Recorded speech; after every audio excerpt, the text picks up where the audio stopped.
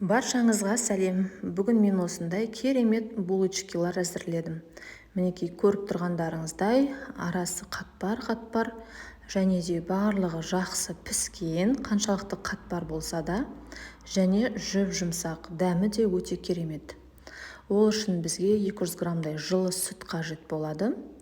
Сол сүтімізге 50 граммдай сұйық май құямыз. Одан кейін кішкене тұз қосып, араластырып алатын боламыз. Одан кейін бір жұмыртқаны жарып, және араластырамыз.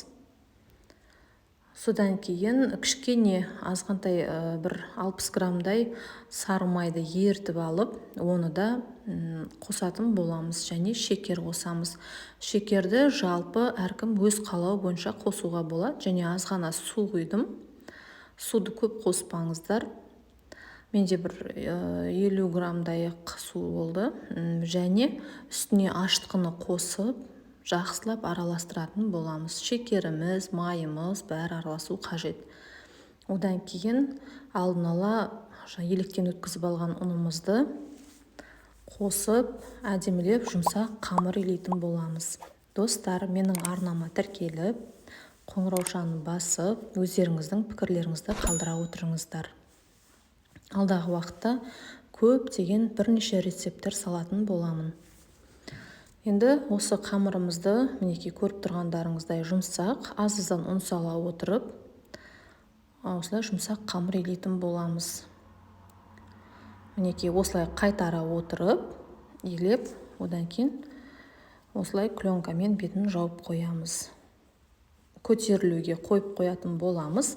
Арасында бір-екі қайтара илеп қойсақ, булочкамыз өте керемет болып пісетін болады. Мінекей менің қамырым көтерілді.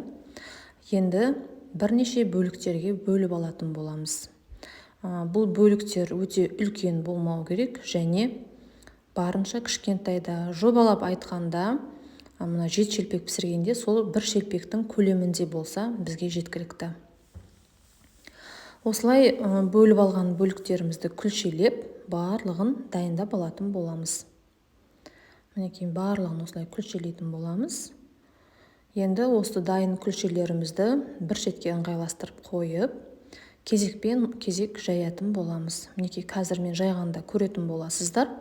Тура шелпектің көлеміндей болады үлкендігі. Және қамырымыз орташа көлемде болады. Қатты жұқа етіп жібермейміз. Мінекей менікі дайын болды қамырым. Енді соны тура осылай етіп кесіп алатын боласыздар, ұзынша етіп. Енді осы кескен бөліктерді бірінің үстіне бірін жайғастыратын боламыз. Мінекей көріп тұрғандарыңыздай. Енді пышақтың көмегімен дәл ортасынан бөлеміз. Мінекей бөліп алдық. Енді басын осылай жапсырып, жаңағы қатпарланып тұрған бөлігін қарата отырып өретін боламыз.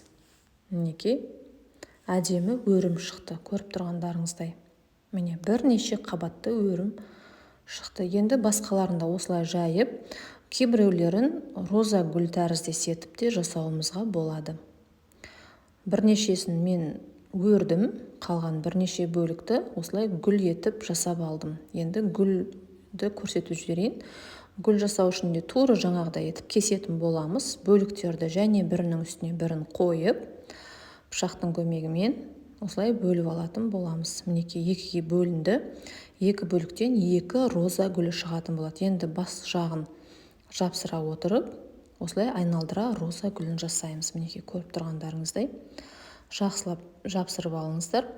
Мінекей екінші бөлікте дәл солай. Қатпарлы жағын сыртына қарата отырып, осылай жасаймыз. Мінекей 230 градуста пісіріп алдым.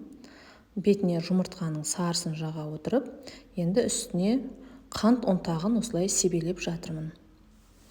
Қант ұнтағын осылай аз-аздан сеуіп, әдемелеп қоямыз. Мінекей өздеріңіз көріп тұрғандай өте керемет әдемі гүл болып шықты.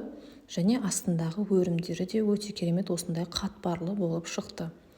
Барлығыңызға жасап көруге кеңес беремін. Астарыңыз дәмді болсын.